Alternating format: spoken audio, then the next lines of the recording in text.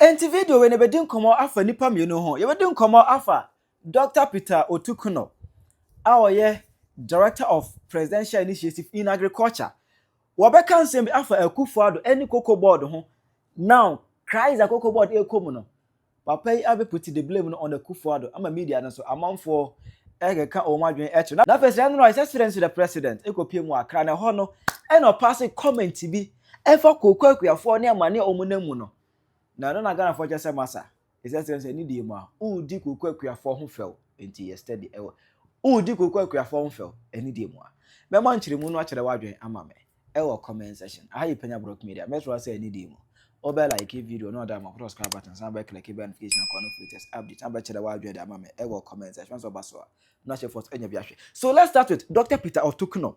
So, yen nenimade a etwa e wo Ghana hadamo kokwa akuafo any excellence the president John Mahama and in the NDC government over the Tokobi Afro Sopa. Ni na say NDC in opposition said a whole lot of promises to they made a whole lot of promises to the cocoa farmers, giving them better, in fact, assurance of what? Betterness. Omo better assurance. Your man omo scholarship, your man way free healthcare. A whole lot. Emma, na the Dima Kutine, say beto cocoa back 70 million, and that's 65 million. But eba you know into man tonners, even a buona oma beto ye 31 million a crown. Omo aba betes, ama akodru 25 million. Eba you know, na omo difference na say world market influence cocoa price because Ghana nye neto ye got ton adwaman so. E de ko adwaman so a e bo no eso ate ho no mo. Ana biem so crown ye dollar nsensem no ye siri na sa benya hoden against the dollar. Ama is a dollar so asabet enti definitely cocoa bo eso bet because e got ton adwaman so a sika na ejane broni ye nyane broni sika mu dollars e di say oba ben nanen wo Ghana sika mu na wahu de obenya it bibia so ate ejekwafon entiase ema Dr. Peter Otukunor be kan say an omu NDC for omu 25 million no mu de kwakwafon ene ne far better than NPP for 31 million. Now mentiase je say it is only in the logic of NDC that 25 million, 2,500 is bigger than 3,100. It is only in the logic of NDC. NDC for Nkwenyansemu. And 2,500 is bigger than 3,100. Am I even going this and similar kind of media? Some of the command H. Now we see one three for Enora and a copy of GH1 TV. Now, look at you say, and before I almost said, hey, you have no moral right to even talk about the cocoa cry because. Yeah, I wasn't come watch Akufo Addo. And the NPP gang na omo be render public apology to kokwa akuafo no na monya ise mo kasa no. Le yan say no to kona kan ye no. E na comedian no so a. Akuapim ne no. My favorite guy no akuapim no. My favorite guy no. Oh, I better reply. Kofi Buama Otukunor say whatever udin tantan. Osin te so kankan sen. Osin beka se sakramaya adade free yi no. Abo ebi te se wo. Enya won from so da. Mo anka ga matna se hu se mo followers no we ye jimi for o adwene ye adwuma. Enti mo kan kwase asem bi a kire o ma wo ne mo ya adwen. Na kanye sa na ti a koko a price da 3,100 where you saw abedu 2,500 match almost 1,100 yes almost more than 1,100 and match we fi so anka be Penyah say bi na ka kire koko akuafo na ahwe jimi sem a obeka say koko momo de na mohwan so about 2,500 no esombo ana say eye better esin na na dodan kwa ne NPP 3,100 na say be otimi fo be na obeka we ya kire no na obe ya adwen apart from mo NDC followers no Obodanfo ben obeka say jimi sem we akere na ono ton na ade oton bag ba ku bi 3,100 wo kwase ampani wo buy no wa better so akọ 2,500 na ka change say wo 2,500 no e fa better esen 3,100 no kwase aben pa na obeka we akere na obe ya adwen apart from NDC for moya na edi mo achi no Muhammad Trase ehu say mu followers anafa ko am mu nyama aba mu woto aba ma mo no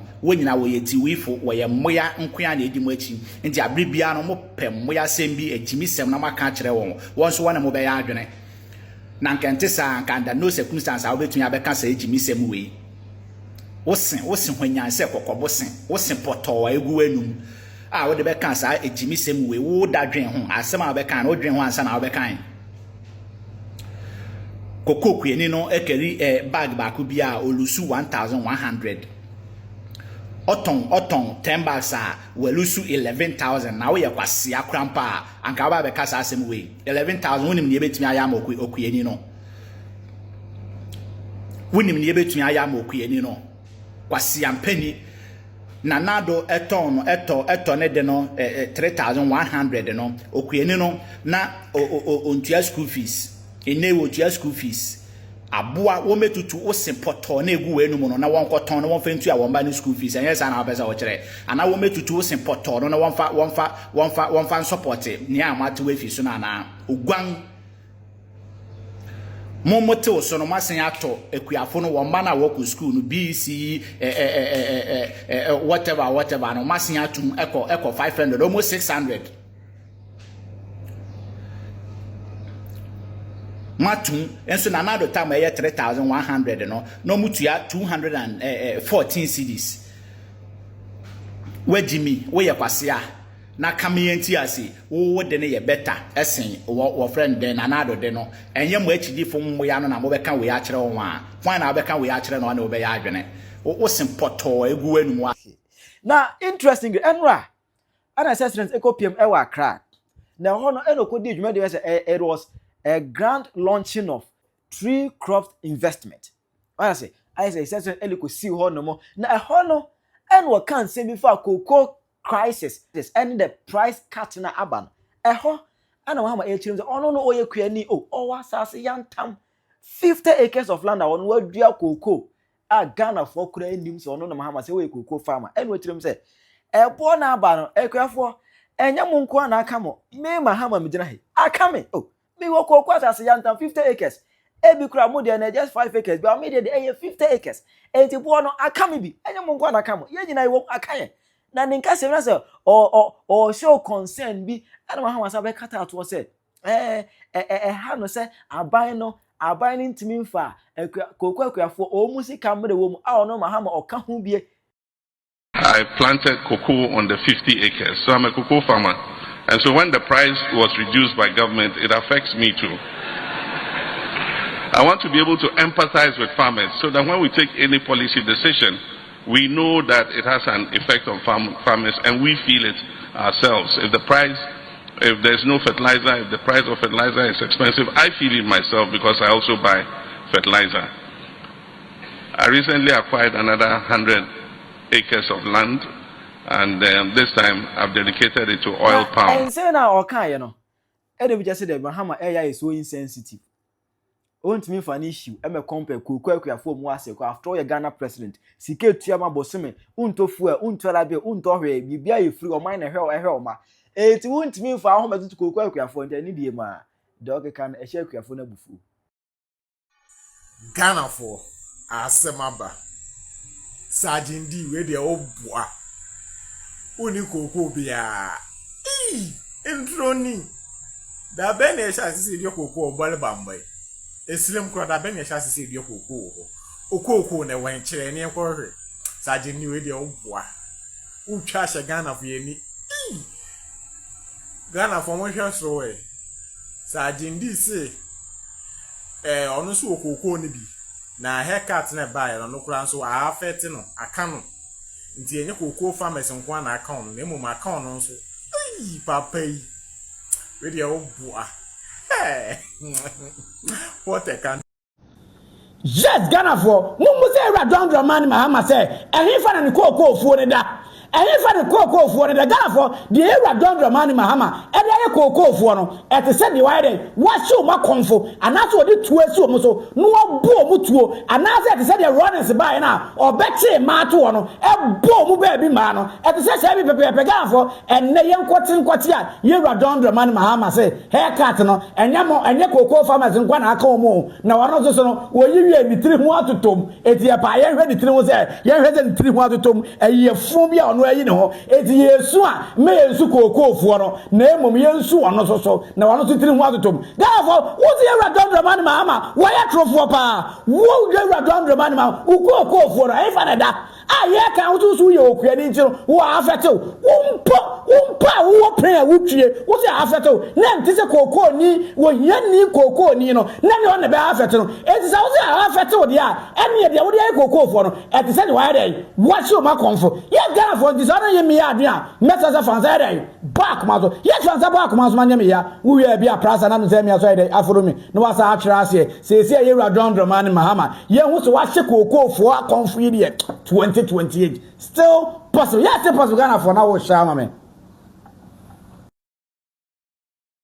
Yeah, President John Mahama ababeka say Ghana koko for musika na yate so no. Ono President John Mahama ono nso ebika no because ono nso owo cocoa farms.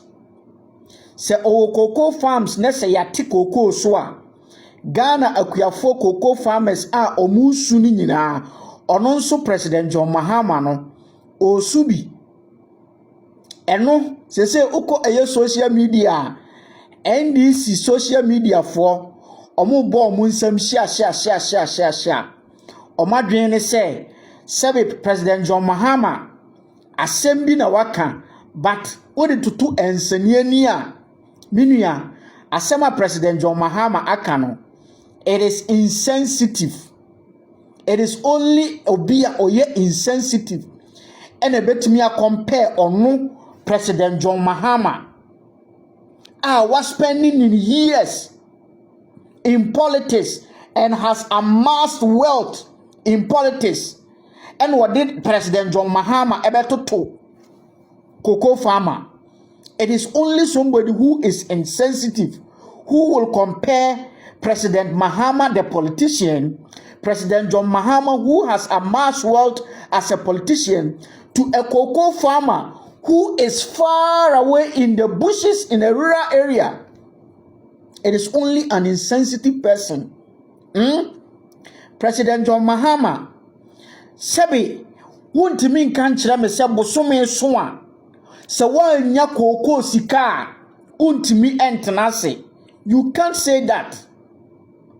To the extent say yeti cocoa suba 2 cities ya ebe affect you equally as obia oti eye rural area edo cocoa apafo gunu so ne nkwala etwe no to the extent say sa nipa kro no anya sa sika no a ontimi ntena wodi John Mahama sa nipa kro ne John Mahama omo nse enti se John Mahama obeka kire ye se yati cocoa so na woni eye cocoa akuyafo esubom because cocoa it doesn't come. It is like comparing apples and oranges.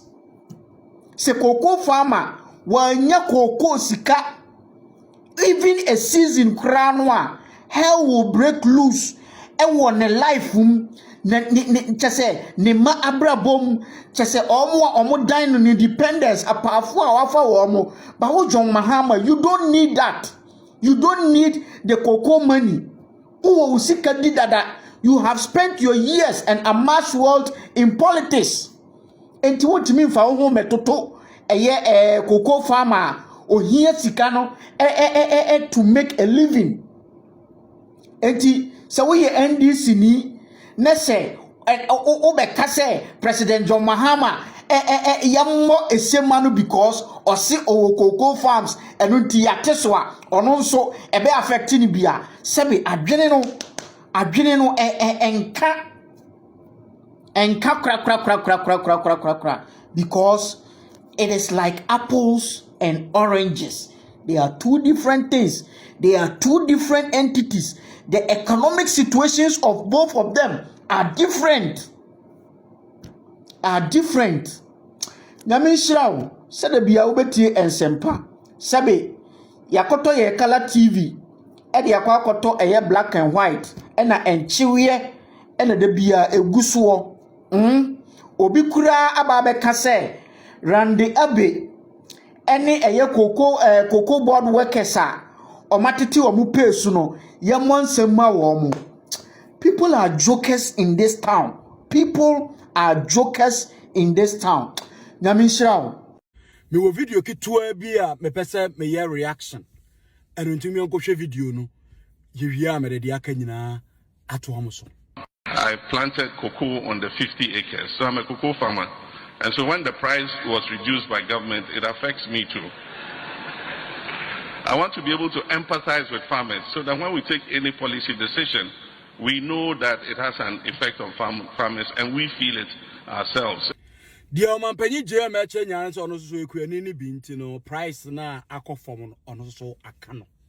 Ba we de mesere Omanpenyi JM monya pe. Meti ase so okoko fu ne bi de. Nanso se koko price ekofom a impact na wo be feel no.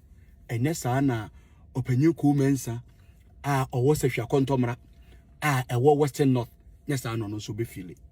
Difference gom eye big. Ya anti we yase a ye make policy be feel say ye nso so e kan ye bi nti se kan ye ne sa na ka eye enipa na owo oman ni mo no but enye pe eye Bible kura kire se o kan eye 2 Samuel chapter 12 o kire se na osikani bi pa o wo ye mo bebre enwan na ba ko so e wo ho no mo de ne de ba ko pe odwan ba bi no okoto no wa be yen na wanyini woni na da sori ye kire se won hu de wonya no da bia na o hwe nanim sa eno sikani nya hoho onya hoho na na okofa eye ohia ni na eye ne de ba ko pe no okofa na aboa no kun no de aduane ma ne hoho no enna onyame nipa efe Nathan obisa eye David a oye ohene se se nipa yi o hwa ade ne afanye no so sekum we de papa ene se me be ka ta o sekum me bu fo ewa but the American say uwo ejapade bebre. In fact cocoa farm require your side hustle. We a president say eye cocoa sika ma you still survive. Otukunor kire say bibi edidie wabusua be didi we be feel okay. In fact we di president we kra na as a former president was here show kopem say nyame be fa akọ okreachi resource bia ope bia de onya bia wonya woni sa opanyi ku mensa a wo sehwa kontomra a wo Western North no munya pe sa opanyi ku mensa no ni bibia na da so na japade o wiase nyina ebetua ba se eni koko no se koko sika ama na yere ne mandidi onto atade onko na nima ibusa oyare onko hospital enti no se momienu no ye consider sa price cut 30% na esunsunsu anso no opanyi ko mensa ebe fili bato amakora ebe ya oyase wo japade ahye anase wo anya hwe amfirim but ensisa wabra bobibia to we de mesrew eba sa na bi se ya ye no na ye wo low ho no ye wo form up no how we see feeling no ene mo am wo soro how mo see feeling no difference wo mtini wo keka sa na maye kwa no je san di yaw bibre to we de opanyi mesrew why I'm good evening, so good afternoon, the day of the video. Among video that topic, there was simply to be catch President John Mahama. I made the files on my catcher. One country say, we cocoa farmers, so we need a simple paper catcher about cocoa no matters on that. Munche, onche, now when did they attempt? With TV video, and they are 17th of February. And they are in our Casasimo. Our catch cocoa farmers say, on also a cocoa farmer. And he said, Yatiko cocoa boswa, on also a bicano. Mon country President John Mahama say, yen cocoa farmers, yen G presidential salary. Skake Sena or ye president as president original, yen GB. Mon country say, yen did free, said the on already free no. Mon country say, yen ye top petrol, said the on top petrol no. Mon country say, fertilizer no, on he's president, he can find his way around it. Send the top fertilizer no, on Tonisa, mon country no my. Now, when will they attempt? You are a president of Ghana. The people are crying for a decision that you have taken. And the best thing you can tell them is that you are also a cocoa farmer and so you also feel the pain. The pain, the level of the pain is different. President John Mahama or G presidential salary, fat one every month. Does the cocoa farmer take any salary at the end of the month? Does the cocoa farmer take any pay at the end of the month? The allowances and presidential winner or unyam, does the cocoa farmer also get that? That you come and compare yourself to the cocoa farmer. Why is this president giving the vibes of dead goats and I don't fear knife and all that? And now, short memory, no, I think that he's still in that mood. How can you tell cocoa farmers say you're also cocoa farmer, so they should take 2,500 cedis as their price per bag because you're also and so what? How the way you live, is that the way that the cocoa farmers also live? Mr. President, we are pissed. We don't want you to be adding petrol to fire. How can you be insulting us like this? Do the life that you live, do the cocoa farmers also live the same life? What is this? Mr. President, you just listen to the audio right now that it is today, 17th of February, that he made at a program. Why is the president taking us for granted? Cocoa farmers are crying. Do the needful. Maintain the price. You are slashing cocoa. All of a sudden, President Mahama is a cocoa farmer. So cocoa farmers, he's also part of cocoa farmers. So he's also feeling the pain. What kind of insensitivity is this, Mr. President? This is below the belt. Come again, Mr. President. This is insensitive. And he said it laughing too. As if what has happened to cocoa farmers is a laughing matter. This government, Nakasa, is full of deceit. They are just content creators. A content creating government. No wonder. But I'm sure Ghanaians are advising themselves. I planted cocoa on the 50 acres. So I'm a cocoa farmer. And so when the price was reduced by government, it affects me too. I want to be able to empathize with farmers so that when we take any policy decision, we know that it has an effect on farmers and we feel it ourselves. If there's no fertilizer, if the price of fertilizer is expensive, I feel it myself because I also buy fertilizer. I recently acquired another 100 acres of land, and this time I've dedicated it to oil palm. Comment section. How you Penyah Block Media?